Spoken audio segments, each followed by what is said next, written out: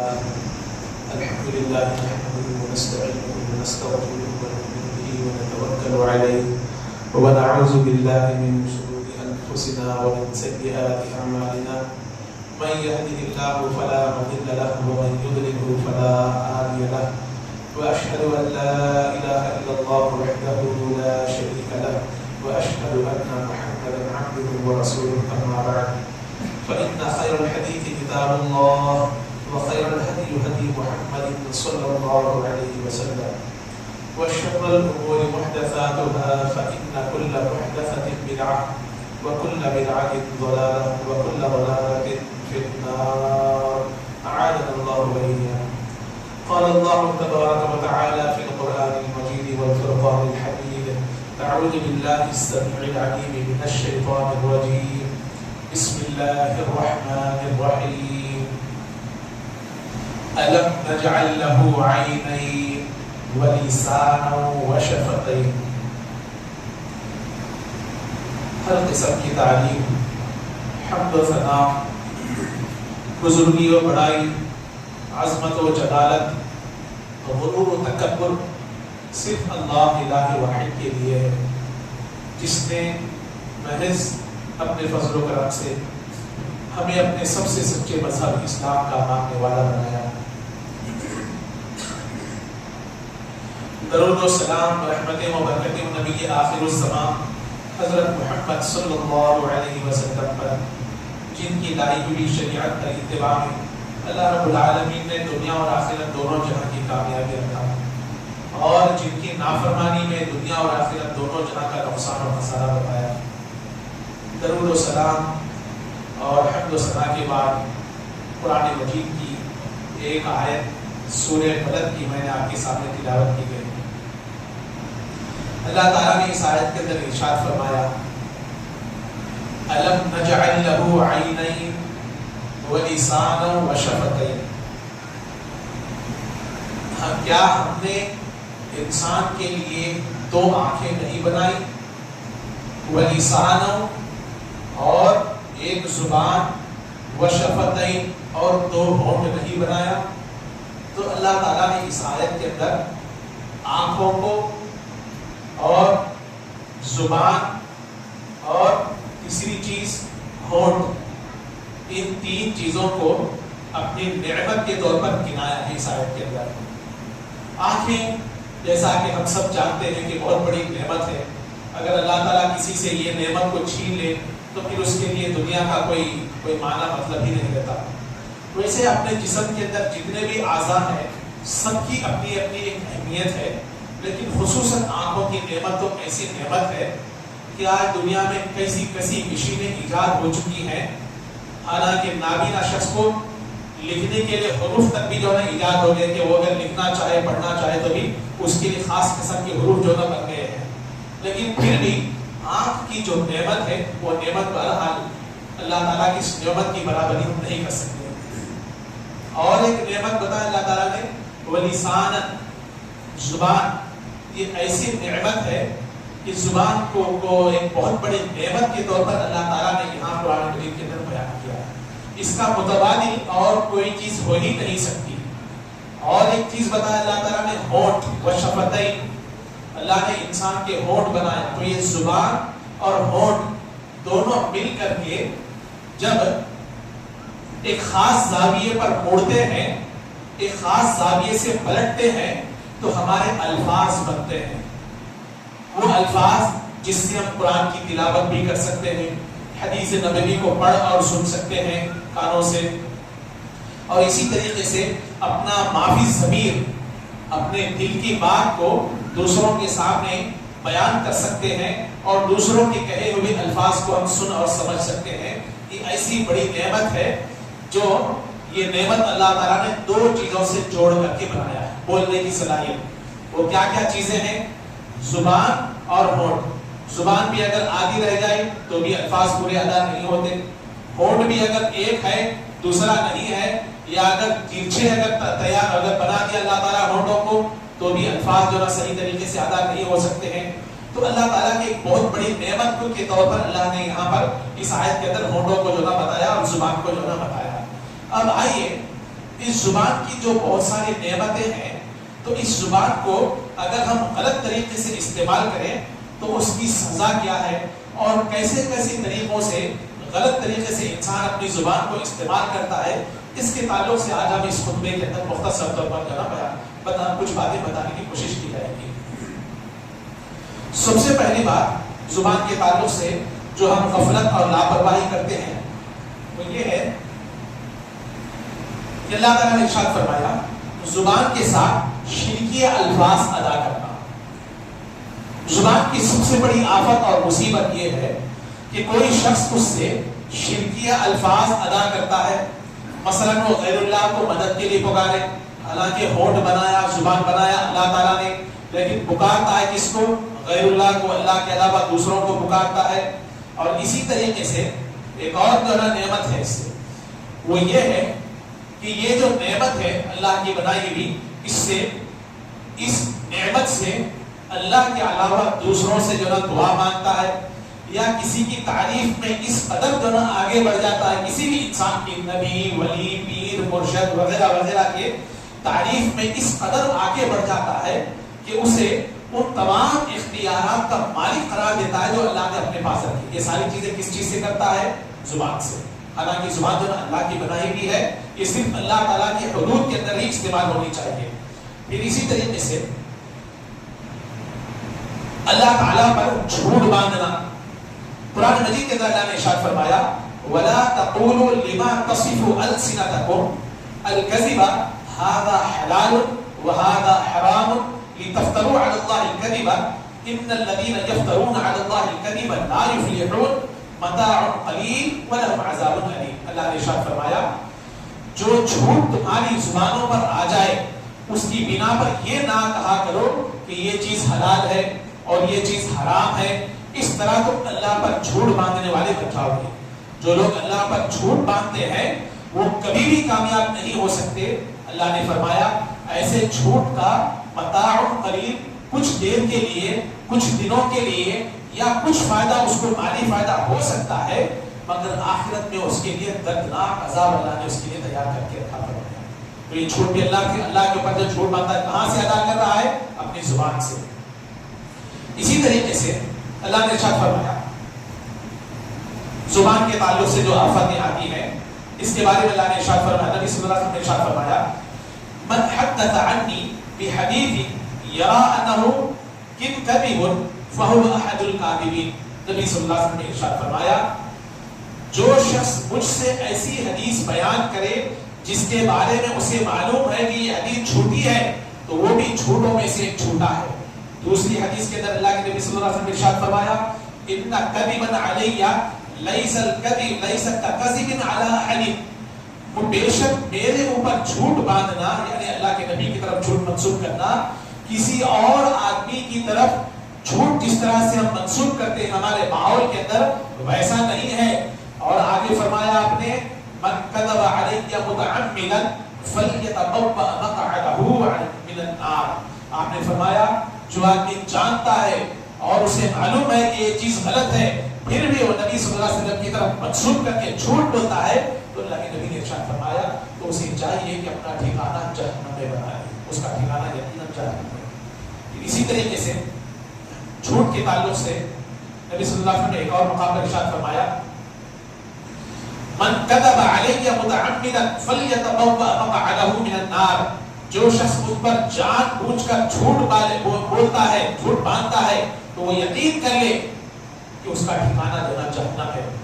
پھر اللہ کے نبی صلی اللہ علیہ وسلم نے ارشاد فرمایا یہ تو اللہ اس کے رسول کی طرف جھوٹ بات منسوب کرنے کی سزا ہوئی۔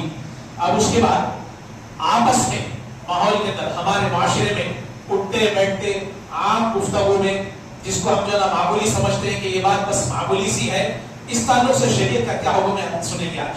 اللہ کے نبی صلی اللہ علیہ وسلم نے ارشاد فرمایا زبان کی آفت، زبان کی بلاؤں میں سے، اس کی مصیبتوں میں سے ایک یہ ہے کہ جھوٹ بولنا اور غلط بیانی کرنا۔ اللہ کے نبی صلی اللہ علیہ وسلم اس تعلق سے ارشاد فرماتے ہیں علیکم بالصدق فإن الصدق یہدی الی البر وإن البر یہدی الی الجنہ۔ اللہ کے نبی نے ارشاد فرمایا اے لوگو تم ہمیشہ سچ بولا کرو، مذاق ہو یا سنجیدہ گفتگو ہو، ہمیشہ اپنی زبان پر سچائی کو لانا چاہیے. ہم عام طور پر یہ سمجھتے ہیں کہ بس مذاق کا معاملہ ہے, مذاق میں جو نا جھوٹ جو نا چل جاتا ہے, وہ کچھ بھی نہیں ہوتا, ہمارے پاس جو نا چلتے رہتا. میں ایسا بول دیا تو انہیں کچھ بھی نہیں سمجھتا, انہیں ویسا اگر بول دیا میرے بارے میں بھی ایسے بولتے رہتا, میں بھی ایسے جو نا بولتے رہتا ہوں, چلتے رہتا یہ معاملہ. ایسا نہیں. نبی صلی اللہ علیہ وسلم نے اور اللہ تعالیٰ نے خود بھی مسلمانوں پر کچھ پابندی لگائی ہے. آپ عام گفتگو میں چلتے پھرتے اٹھتے بیٹھتے اور اپنے ہنسی مذاق کے طور پر یا کوئی نجی مجلس بیٹھی ہوئے دوست و احباب کی, وہاں بھی آپ ہنسی مذاق میں بھی کوئی ایسا جملہ نہیں کہہ سکتے ہیں جو کسی پر جو نا چھوٹا ہو. اللہ کے نبی نے ارشاد فرمایا ہے لوگوں تم ہمیشہ سچ بولا کرو, چاہے دوستوں کی خاص مجلس ہو یا کوئی دینی مجلس ہو یا جو نا کہیں بھی کسی بھی طرح کا اگر معاملہ ہے, ہمیشہ سچ بولا کرو, کیونکہ سچ ہمیشہ نیکی کی طرف رہنمائی کرتا ہے. سچ کیا کرتا ہے؟ سچائی کے اندر ایک طاقت ہوتی ہے, وہ طاقت کیا کرتی ہے آپ کو؟ نیکی کی طرف رہنمائی کرتی ہے. اللہ کے نبی نے آگے ارشاد فرمایا وَإِنَّ الْبِرَّ يَهْدِي إِلَى الْجَنَّةِ, اور وہ نیکی کیا کرتی ہے؟ آپ کو جنت کی طرف لے جاتی ہے. آگے آپ نے فرمایا حدیث کے دوسرے ٹکڑے میں, دوسرے حصے میں, وَمَا يَزَالُ الرَّجُلُ يَصْدُقُ وَيَتَحَرَّى الصِّدْقَ حَتَّى يُكْتَبَ عِندَ اللَّهِ صِدِّيقًا. اللہ کے نبی نے ارشاد فرمایا اور ایک شخص ہمیشہ چاہے نجی دوستوں کی مجلس ہو یا جو نا دینی محفل ہو, تنہائی میں ہو, فون پر کسی سے گفتگو کر رہا ہو یا لوگوں کے درمیان ہو, ہمیشہ سچ بولتا رہتا ہے اور ہمیشہ سچائی کی تلاش میں رہتا ہے. تو اللہ کے نبی نے ارشاد فرمایا یہاں تک کہ اللہ تعالیٰ کے نزدیک یعنی اللہ کے دربار میں اسے لکھ دیا جاتا ہے کہ یہ نہایت ہی سچ بولنے والا آدمی ہے. اللہ کے پاس اس آدمی کو سچا آدمی لکھ دیا جاتا ہے. پھر اس کے بعد آپ نے ارشاد فرمایا حدیث کے اگلے حصے میں, یہ تو حدیث کا آدھا حصہ ہوا, دوسرا حصہ آپ نے فرمایا وَإِيَّاكُمْ وَالْكَذِبَ, اے لوگوں تم ہمیشہ جھوٹ سے بچتے رہو. ہمیشہ مطلب دوستوں کی مجلس ہے, کوئی ہمارا جان پہچان والا ہمارے اس مجلس کے اندر موجود نہیں ہے, یا جو شخص موجود تو ہے لیکن زیادہ اس کو پک پک کرنا نہیں آتا, باتیں بنانا نہیں آتا, اور اس کی کم گفتگو کرنے والی اس عادت سے فائدہ اٹھا کر کے آپ مختلف باتیں اس کی طرف لگاتے جا رہے ہیں. نہیں بھائی نو ایسے بھی ہے, بھائی نو ویسے بھی ہے, کیا ہوتا ہے, کچھ بھی نہیں بولتے بھائی نو, وہ سب چلتا ہے ہمارے پاس. غلط. اللہ کے نبی نے ارشاد فرمایا اے لوگوں تم ہمیشہ جھوٹ سے پرہیز کرو, فَإِنَّ الْكَذِبَ يَهْدِي إِلَى الْفُجُورِ. اللہ کے نبی نے ارشاد فرمایا اس لیے کہ کیونکہ جھوٹ گناہ کی طرف لے جاتا ہے. جھوٹ کہاں لے جاتا ہے آپ کو محسوس نہیں ہوتا, لیکن خاموش آپ جو نا شیطان جو نا چھوٹا جو نا کیا کرتا ہے, جھوٹ بولتے بولتے آپ کو گناہ کی طرف جو نا رہنمائی کرنے لگتا ہے. پھر اس کے بعد کیا ہوتا, اللہ کے نبی نے ارشاد فرمایا وَإِنَّ الْفُجُورَ يَهْدِي إِلَى النَّارِ, اور یہ گناہ جو نا کیا کرتے ہیں, ایک کر کے جو نا جمع ہوتے آپ کو کہاں لے جاتے ہیں, وَإِنَّ الْفُجُورَ يَهْدِي إِلَى النَّارِ, آپ کو جو نا خاموش جو نا جہنم کی طرف لے جاتا, آپ کو پتہ بھی نہیں چلتا, محسوس بھی نہیں ہوتا. گناہ کا کپا جو نا جمع ہو جاتا, بائیں طرف فرشتہ لکھتے جمع کر دیتا بڑا دفتر, آپ کو پتہ بھی نہیں چلتا. صبح سے شام تک کتنی مجلسیں دوستوں کی رشتہ داروں کی آپس میں جمع ہوتی ہیں, خاص طور پر ہمارے خواتین, ان کی زبان خینچی کی طرح چلتی رہتی ہے, زبان اٹھتی ہے. دنیا میں سب سے بڑا جھوٹ جو نا عام طور ہمارے معاشرے کے اندر مشہور ہے, وہ یہ ہے کہ چار عورتیں ایک جگہ خاموش بیٹھ جاتی ہیں. سب سے بڑا جھوٹ یہی ہے, خاموش بیٹھتے نہیں عورتیں. ایسا نہیں کہ صرف جو نا عورتیں جو نا زبان خینچی, بات جو نا ہمارے اندر بھی, مردوں کے اندر بھی عادت ہوتی, خینچی کی جیسا زبان چلتے رہتی, پک پک پک پک پک بولتے رہتا. اس میں کیا سب بول رہا ہے, ہمارا فرشتہ نوٹ کر رہا. جو بھی الفاظ آپ بول رہے ہیں, ما یلفظ من قول الا لدیہ رقیب عتید, سورہ قاف کے اندر ہے. جو بھی آپ بات بول رہے ہیں سب جو نا فرشتے نوٹ کر رہے ہیں. اگر اس میں چھاٹ دیتا فرشتہ, اس میں جو نیکی کا ہے لکھ دیتا, جو برائی کا ہے آٹومیٹک جو نا کمپیوٹر جیسا چھاٹ دیتا نا, یہ غلط نہیں صحیح ہے, جو نا آج کل آرٹیفیشل جو نا طریقے سے جو نا سوالات کرے تو صحیح سے جواب دے دے رہا. معلوم ہے نا آپ لوگوں کو سب چیزیں معلوم ہے. تو ویسے ہی فرشتہ جو ہے نا غلط سلط چھاٹ دیتا, غلط باتیں ادھر ادھر کا فرشتہ نوٹ کر رہا, آپ کی جو نیکیاں ادھر نوٹ ہو جائے خود آپ کو پتہ بھی نہیں چل رہا. اس کے بعد جب پورا دفتر اٹھا کے اللہ کے سامنے پیش کریں گے آپ کو, یہ ہے شخص اللہ کے سامنے پیش کریں, اس کا ایک دفتر ہے, ادھر تک کا دفتر گناہوں کا نیکیوں کا جب رکھ دیا جائے گا تو جب انسان بولے گا کیا رجسٹر ہے بھائی, ایک گناہ نہیں چھوڑا ہے کہ نیکی نہیں چھوڑا. جب آپ کے ہوش ہو جائیں گے کچھ بھی نہیں چھوڑا, ہر چیز نوٹ کر کے رکھ دیا. تو اللہ کے نبی نے ارشاد فرمایا انسان کو ہمیشہ جھوٹ سے پرہیز کرنا چاہیے, کیونکہ جھوٹ کہاں لے جاتا؟ گناہوں کی طرف, اور گناہ کہاں لے جاتے ہیں؟ یہدی الی النار, جہنم کی طرف. آگے ارشاد فرمایا اللہ کے نبی نے حدیث کے اگلے حصے میں وما یزال الرجل یکذب, ایک آدمی برابر چاہے جان کر یا انجانے میں جھوٹ بولتا رہتا ہے, اس کے بعد کیا ہوتا؟ وَيَتَحَدَّ الْكَذِبَ, اور ہمیشہ لوگوں کی برائیوں کے گناہوں کے ٹوہ میں لگے ہوئے رہتا ہے. اس کی کیا کمزوری ہے, کیسا اچھالوں ذلیل کروں اس کو, اس کے اندر کیا خامی ہے, اس کو جو نا کیسا ذلیل کروں, اس کو جو نا کیسا نیچا دکھاؤں, اور میں کیسا اپنے آپ کو بلند اعلیٰ و ارفع دکھاؤں, اور اس کو کیسا نیچے پٹک کے دکھاؤں, اس کی تلاش میں لگا ہوا رہتا ہے. پھر اس کے بعد کیا ہوتا؟ حتی یکتب عند اللہ کذاب, یہاں تک کہ وہ جھوٹ کی تلاش میں رہنے سے, جھوٹ کی جو جستجو میں لگے رہنے سے, لوگوں کی غیبت اور چغلیوں میں لگے رہنے کی وجہ سے کیا ہوتا ہے؟ اللہ تعالیٰ کے نزدیک اس کو لکھ دیا جاتا ہے کہ قذاب, جھوٹا شخص. یہ ساری کہانی کہاں سے شروع ہوئی؟ اللہ کی ایک بہت بڑی جو نعمت اللہ نے دیا ہے ہم کو. کیا نعمت؟ خطبہ مسنونہ کے شروع میں بتایا ہوں, وَلِسَانًا وَشَفَتَيْنِ, ہم نے ایک بہت بڑی نعمت دی انسان کو. نعمت کیا ہے؟ وہ کیا نعمت بتایا اللہ تعالیٰ نے؟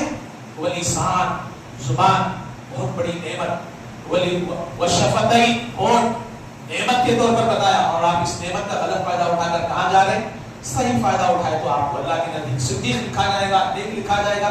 غلط فائدہ اٹھائے تو آپ کو کذاب لکھا جائے گا, گناہگار لکھا جائے گا, جھوٹا لکھا جائے گا. اللہ اب آپ کی مرضی میں اللہ تعالیٰ نے راستہ بتا کر کے بتا دیا یہ میری نعمت ہے, اس کو کہاں استعمال کرنا ہے کر لو, آپ کی انجام جو بھی ہوگا آخرت میں جو نا دیکھا جائے گا.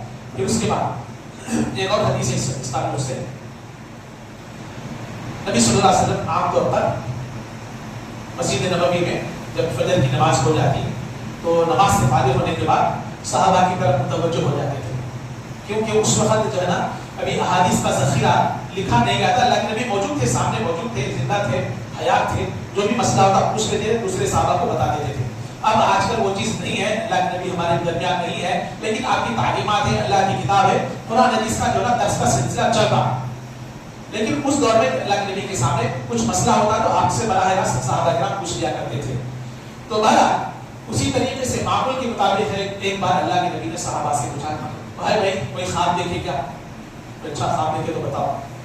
تو اگر کوئی آدمی خواب دیکھے ہوتے تو اللہ کے نبی سے ذکر کر دیتے, نبی صلی اللہ علیہ وسلم کی تعبیر بتا دیتے, اور بھی وہی دینا شریعت کا حکم بن جاتا تھا. جیسے اذان کے تعلق سے صحابہ کے تعلق سے ذکر آتا ہے وغیرہ وغیرہ. اب وہ تفصیل میں جانا نہیں چاہتا.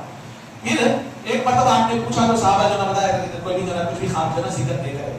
تو آپ صلی اللہ علیہ وسلم نے ارشاد فرمایا ایک دن جو نا ایسے ہی ہوا, ہم نے کوئی خواب نہیں دیکھا. صحابہ نے جواب دیا, آپ نے فرمایا لیکن میں نے آج ایک خواب دیکھا ہے. آج رات اللہ کے نبی نے صحابہ کو بتایا, وہ یہ ہے کہ دو آدمی میرے پاس آئے, انہوں نے میرے ہاتھوں کو پکڑا اور مجھے ارض مقدسہ, کہاں پر؟ بیت المقدس میں, وہاں میں نے دیکھا ارض مقدسہ لکھا حدیث کے الفاظ میں. اب آگے اس کی تفسیر کہاں ہے نہیں معلوم. تو میں نے دیکھا کہ ایک آدمی بیٹھا ہوا ہے اور ایک آدمی اس کے پاس کھڑا ہوا ہے. ایک آدمی بیٹھا ہوا ہے, دوسرا آدمی کھڑا ہوا ہے, جس کے ہاتھ میں ایک ممیز تھی, یعنی مارنے کا آلہ. اسے وہ اس کی مانچ میں داخل کرتا, اس طرح سے جبڑے میں ادھر سے داخل کرتا, پھر اسے کھینچ کر اس کی گدی تک لے جاتا, ادھر تک کھینچ کے یہاں تک لے جاتا, پھر دوسری مانچ کو سب کھینچتا, وہ آنکڑے سے کھینچتا, یہاں تک گدی تک لے جاتا, پھر پیچھے گدی تک لے جاتا, اور یوں اس کی دونوں مانچیں اس کی گدی کے پاس مل جاتی, دونوں کو چیرتے ہوئے یہاں تک لاتا. پھر اس کی مانچیں اپنی اصلی حالت میں واپس آ جاتی, یعنی پھر جو ہے چھوڑ دیتا, پھر اصلی حالت میں آتی, پھر چیرنے لگتا ہے دوسرا. پھر اس کے ساتھ اسی طرح پہلے کی طرح کیا جاتا. اللہ کے نبی صلی اللہ علیہ وسلم نے پوچھا وہ دونوں سے, یہ کیا ہے, کیا ہے یہ, کیوں ہوا ایسا؟ تو ان دونوں نے کہا آگے چلو. تو ہم آگے بڑھے. پھر اس کے بعد یہ وضاحت کیا گیا, بہت بڑی حدیث ہے اس کی, مختلف جو سزاؤں کا ذکر ہے, پوری سزاؤں میں گئے مگر اس سزا کی جو ہے وضاحت کرتے آگے بڑھتا ہوں. تو اللہ کے نبی نے ارشاد فرمایا, وہ دو آدمیوں نے آخر میں اس کی وضاحت کی.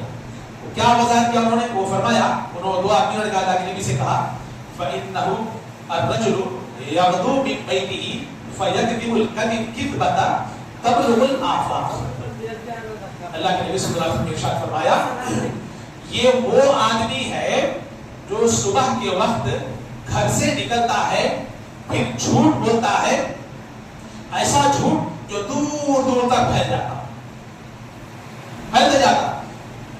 اب آج کل ایک سوشل میڈیا کا ایک شیطان ہمارے ہاتھ میں آ گیا، چاہے تو اس سے اچھا فائدہ اٹھے یا غلط فائدہ اٹھا. یہ میڈیا میں جو غلط خبریں اسلام کے تعلق سے، مسلمانوں کے تعلق سے، قرآن کے تعلق سے، نبی صلی اللہ علیہ وسلم کی شان میں اس طرح کی گستاخانہ جو الفاظ ہیں، یہ ساری چیزیں کیا ہیں؟ جھوٹ. یہ جو بھی اس کا شیطان، اس کا موجود ہے جو جھوٹی خبریں پھیلا رہا ہے، اس کا انجام انشاءاللہ وہی ہونے والا ہے. تو یہ تو خیر ہوا بہت بڑی دور کی بات. ہمارے معاشرے کی اصلاح کے تک کی میں بات بتا رہا ہوں. اب اس کے بعد کیا ہوتا ہے؟ وہ جھوٹ جو ہے نا دور تک پھیل جاتا ہے. اب اسے یہ عذاب قیامت تک جو ہے ملتا رہے گا. قیامت آئے گی، پھر حساب کتاب ہوگا، پھر اس کے بعد جو جنت اور جہنم کا جو بھی معاملہ ہے بات کی بات، قیامت آنے تک اس کو جو ہے وہ سزا، اس کے مانچے، اس کے جبڑے چیرے جاتے رہیں گے. اسی طرح سے زبان کے آفت سے متعلق کسی کو ہنسانے کے لیے جھوٹ بولنا، یہ بھی بہت بڑا مسئلہ ہمارے معاشرے کے اندر ایک چیز ہے. بعض لوگ یہ سمجھتے ہیں کہ مذاق میں غلط بیانی کرنا یا جھوٹ بولنا یا جھوٹے لطیفے جوکس سنانا جائز سمجھتے ہیں بعض لوگ. حالانکہ جھوٹ بہرحال جھوٹ ہے، وہ کسی بھی طریقے سے سچائی نہیں ہو سکتی. اور مذاق میں بھی اس کا گناہ اتنا ہی ہے جتنا سنجیدگی سے بولنے میں گناہ ہے. جھوٹ کا جو سزا ہے، جو معاملہ ہے، نبی صلی اللہ علیہ وسلم نے ارشاد فرمایا، ابو داؤد کی روایت ہے، ویل للذی یحدث بالحدیث لیضحک به القوم فیکذب ویل لہ ویل لہ. اللہ کے نبی صلی اللہ علیہ وسلم نے ارشاد فرمایا، ابو داؤد کی روایت ہے، اس آدمی کے لیے تباہی ہے، ہلاکت ہے، بربادی ہے آخرت میں. اس کے لیے جو لوگوں کو کوئی جھوٹی بات بیان کرتا ہے تاکہ وہ ہنسے، خوش ہو جائے. صرف لوگوں کو خوش کرنے اور لوگوں کو ہنسانے کے لیے، مسخرہ مت کرنے کے لیے کیا کرتا ہے؟ وہ واقعہ نہیں بھی ہوا تو بھی کیا کرتا ہے؟ اس کو بتا کر کے لوگوں کو تعجب میں ڈال کے اپنی طرف متوجہ کرنا. ارے یہ کچھ بولنے والا ہے، کچھ ہے معاملہ، انہیں کچھ بڑا بیسمار تھا ایسا سمجھنا، بلکہ کیا کرتا؟ جھوٹ موٹ کی باتیں بتا کر کے جو ہے نا لوگوں کو جو ہے نا ہنساتا، خوش کرتا. پھر اللہ کے نبی نے آگے ارشاد فرمایا، اس کے لیے ہلاکت ہے، اس کے لیے ہلاکت ہے، اس کے لیے ہلاکت ہے، تباہی آخرت میں جو اس کے لیے بربادی ہے. 3 بار اللہ کے نبی نے اس حدیث کے اندر یہ الفاظ ارشاد فرمایا. پھر اسی طرح سے مذاق اڑانا کسی کا یا برے الفاظ سے پکارنا. تو مسلمانوں کے اندر سے، ہمارے معاشرے کے اندر کسی کو حقیر سمجھتے ہوئے اور اپنے آپ کو اس سے بلند، اعلیٰ و ارفع، بہتر تصور کرتے ہوئے اس کا مذاق اڑانا یا اسے برے لقب سے یاد کرنے کا اس طرح سے ہمارے معاشرے کے اندر پایا جاتا ہے. ایسا نہیں صرف آپ کے اندر، کبھی کبھی غلطی سے میں بھی اس کے اندر ملوث ہو سکتا ہوں یا کوئی بھی ہو سکتے ہیں. دعا ہے کہ اللہ ہم سب کو اس کی اصلاح کی توفیق عطا کرے. تو بہرحال کسی کو برے لقب سے یاد کرنا یہ بھی حرام ہے، اور یہ بھی زبان کی بلاؤں میں سے ایک جگہ مصیبت ہے.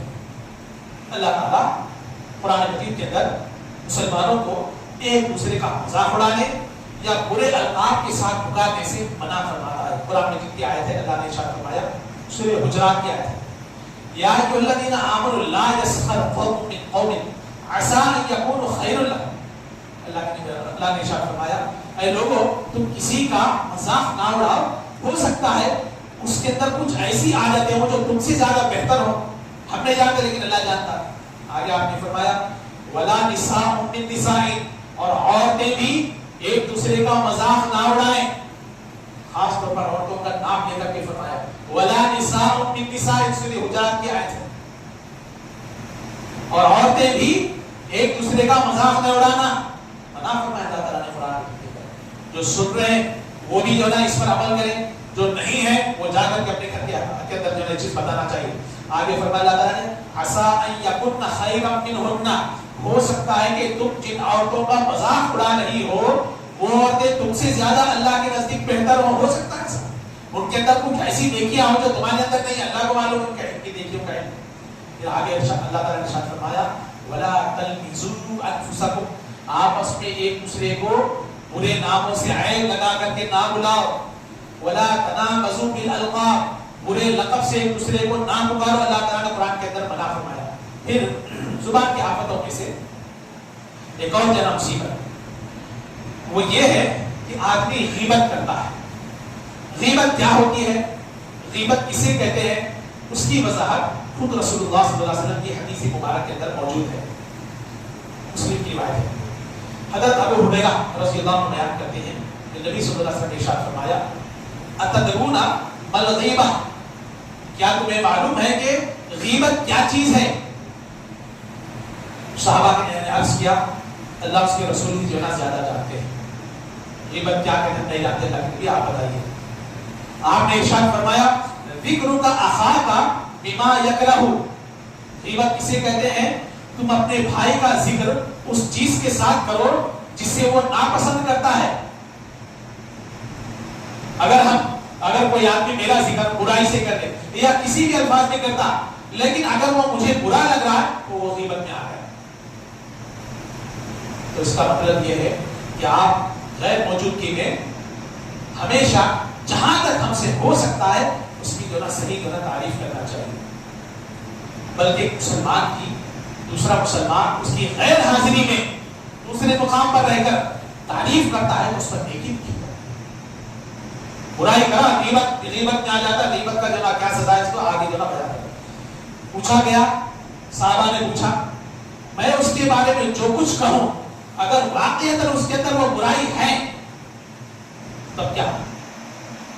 تو آپ صلی اللہ علیہ وسلم نے ارشاد فرمایا وَإِن كَانَ فِيهِ مَا تَقُولُ فَقَدْ اغْتَبْتَ، اگر وہ چیز اس میں موجود ہے جو تم کہتے ہو تو تم نے اس کی غیبت کی۔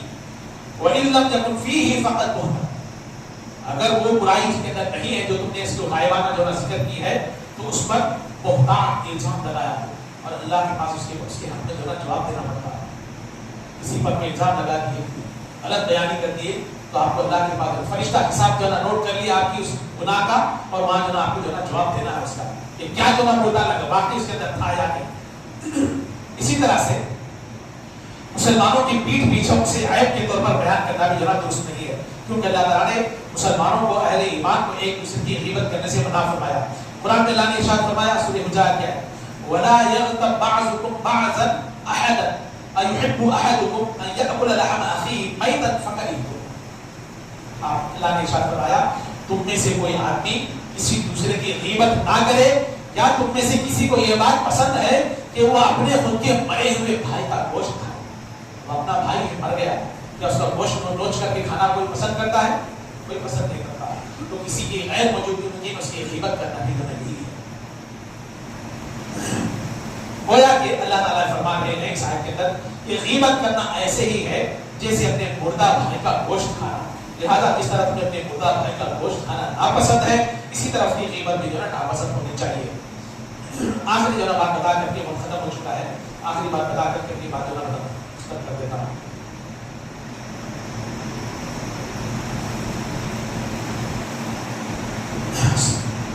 چغل خوری اور گالی گلوچ، دو باتیں اس پر مختصر دو حدیثیں بتا کر کے اپنی بات ختم کر دوں گا۔ زبان سے ہم جو برائی کرتے ہیں اس میں سے یہ ہے چغلی کرنا، چغلیاں لگانا۔ حضرت ابن عباس رضی اللہ عنہ بیان کرتے ہیں کہ رسول اللہ صلی اللہ علیہ وسلم دو قبروں کے پاس سے گزرے تو آپ نے فرمایا ان دونوں کو عذاب دیا جا رہا ہے۔ اللہ تعالیٰ نے بتا دیا نبی صلی اللہ علیہ وسلم کو کہ ان دونوں کو جو نا عذاب ہو رہا ہے۔ پھر اس کے بعد اور ان کو یہ عذاب ان کے خیال کے مطابق کسی بڑے گناہ کی وجہ سے نہیں، شرک کر دیا، کفر کر دیا، یا اور کسی کو قتل کر دیا اور کسی بڑے بہت بڑے گناہ کی وجہ سے نہیں، اس وجہ سے ہو رہا تھا ان کا گناہ بڑا صرف یہ تھا کہ ان میں سے ایک آدمی چغلیاں لگاتا تھا، اس کی برائی ادھر پہنچانا پھر اس کی برائی وہاں پہنچانا، ویسے ایک دوسرے کے اندر ماحول کے اندر پورا ماحول خراب کر کے پھرتا تھا۔ اس گناہ کی وجہ سے اس کو دینا سزا دیا۔ اور دوسرا پیشاب کی چھینٹوں سے بچتا نہیں تھا، دو گناہ کی وجہ سے اس کو خبر بجنا عذاب ہو رہا تھا۔ آخری بات ہے نبی صلی اللہ علیہ وسلم نے ارشاد فرمایا گالی گلوچ۔ عبداللہ بن مسعود رضی اللہ عنہ بیان فرماتے ہیں کہ رسول اللہ صلی اللہ علیہ وسلم نے ارشاد فرمایا سباب المسلم فسوق وقتالہ کفر، مسلمان کو گالی گلوچ کرنا، گالی گلوچ چاہے ہنسی مذاق کے طور پر ہو یا آپ جو ہے نا ویسے ہی جو ہے نا عادت بنا لیے ہو، نام لے رہے تو ایک گالی دے کر کے اس کو جو ہے نام لے رہے ہیں، کسی کو بلا رہے تو اس کو آڑا نام گالی کے ساتھ جو ہے نام بلا رہے ہیں، کسی کا ذکر کر رہے تو ایک گالی کا جو ہے آگے پیچھے گالی کا لقب لگا کر کے اس کا ذکر کر رہے ہیں۔ اللہ کے نبی صلی اللہ علیہ وسلم نے کیا ارشاد فرمایا ایسے آدمی کے بارے میں؟ مسلمان کو گالی گلوچ کرنا اللہ کی نافرمانی ہے، اللہ کا نافرمان ہے وہ اللہ تعالیٰ کا، اور اس سے قتال یعنی اس کو مارنا، جان سے مارنا کفر ہے. ایسا کسی مسلمان کو جان سے مارنے تو کافر ہو جائے گا. اسی طرح سے آپ نے ارشاد فرمایا مومن مسلمان کسی کو تانے نہیں دیتا، ارے تو ایسا تھا ماضی میں گزرے زمانے میں ایسا تھا تو یہ کرا تھا نا وہ کرا تھا نا، بھائی وہ گزر گیا، اللہ چاہے تو اس کو معاف کر دیا ہوگا، پھر نیک توفیق دیا ہوگا. تو کہیں کو جنا اس کو گناہوں کو یاد دلا کر کے، اس کی غلطیوں کو یاد دلا کر کے، اس کی ماضی یاد دلا کر کے اس کو پھر سے ذرا گناہوں کے ڈھکن رہا ہے. اللہ تعالیٰ ہو سکتا ہے اس کو معاف کر دیا ہوگا، ممکن ہے اس کو پھر سے نیک توفیق دے دیا ہوگا. تو ایک ایک اس کی غلطیاں گنا گنا کر کے، اس کی ایک ایک جو نا برائیاں گنا گنا کر کے اس کو جو نا ذلیل کر کے ماحول خراب کرنا. اللہ کے نبی نے ارشاد فرمایا مومن تانے دینے والا نہیں ہوتا، تانے دینا طنز کرنا ایسا مومن کا شیوا نہیں ہے. پھر آگے نے ارشاد فرمایا ولل لعان، مومن جو نا ایک دوسرے مومن پر لعنت بھی نہیں کرتا، اگر لعنت کرا تو اس کا مطلب مومن بھی نہیں. آگے ارشاد فرمایا ولل فاحش، بے حیائی کے کام بھی نہیں کرتا مومن. بے حیائی میں اگر مبتلا ہے تو اس کا مطلب ایمان میں خامی ہے اس کے. پھر آگے ارشاد فرمایا ولل، اور نہ ہی بے حیائی کی گفتگو کرتا ہے. بے حیائی جو یعنی بے شرمی کی باتیں، اب کیا کیا آتے باتیں آپ سب جو نہ چاہتے ہیں، گفتگو میں سلسلہ چل پڑا، بے شرمی کی جو نہ باتیں کر رہے ہیں، نہیں، مومن کی شان نہیں ہے. تو یہ اخلاق، بہت ساری باتیں اخلاقی حدود کے تعلق سے نبی صلی اللہ علیہ وسلم نے ہر چیز میں حد ملا ہے. بولنا ہے تو یہ بولنا، یہ نہیں بولنا ہے، یہاں تک جانا، یہاں تک نہیں جانا، ہر چیز کو بتا کر کے اللہ نے ارشاد فرمایا وجعلنا، قرآن کی خطبہ مسنہ کے اندر جو سب سے پہلے آیت میں نے بتائی ہے الم نجعل له عینین، ہم نے اسے آنکھیں بنائی، اور کیا بنایا ولسانا، زبان دیا اسے، وشفتین، ہونٹ دیا، ہونٹ اور زبان کے ذریعے سے آپ کے الفاظ ادا ہو رہے، اور ہونٹ اور زبان اللہ کی نعمتوں میں سے ایک نعمت ہے. لہذا اس نعمت کی قدر کرتے ہوئے ہمیں صرف وہی الفاظ ادا کرنا چاہیے، خاص طور پر ایک مسلمان کے تعلق سے، جس سے اس کی تعریف اور اس کے مدح و ثنا سے ثابت لازم آتی ہو. اور اسی طریقے سے ایک مسلمان کی عزت کرنا چاہیے، اور اس بے عزتی کر کے، تانے اور طنز کر کے، غیبت اور چغلیاں کر کے ہمارے معاشرے کو جو ہے خراب نہیں کرنا چاہیے. اللہ سے دعا کہ اللہ تعالیٰ مجھے اور آپ سب کو اس پر عمل کی توفیق عطا فرمائے. جو بھی باتیں ہم نے سنی بتائی ہیں، جو بھی باتیں سنائی گئی ہیں، اللہ سے دعا کہ اللہ تعالیٰ سننے اور کہنے اور سننے والوں کو صحیح عقیدے کے ساتھ اس پر عمل کی توفیق عطا فرمائے. سبحان ربک رب العزت عما یصفون وسلام علی المرسلین والحمد للہ.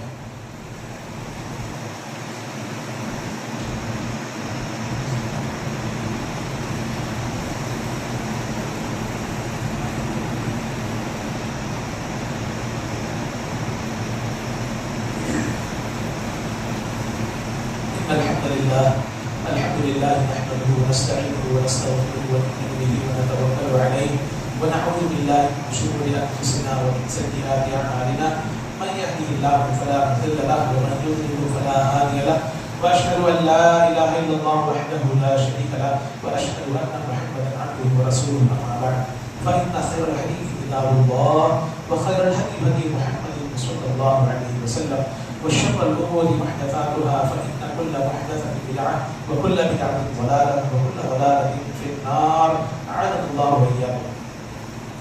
إن الله وملائكته يصلون على النبي يا أيها الذين آمنوا صلوا عليه وسلموا تسليما.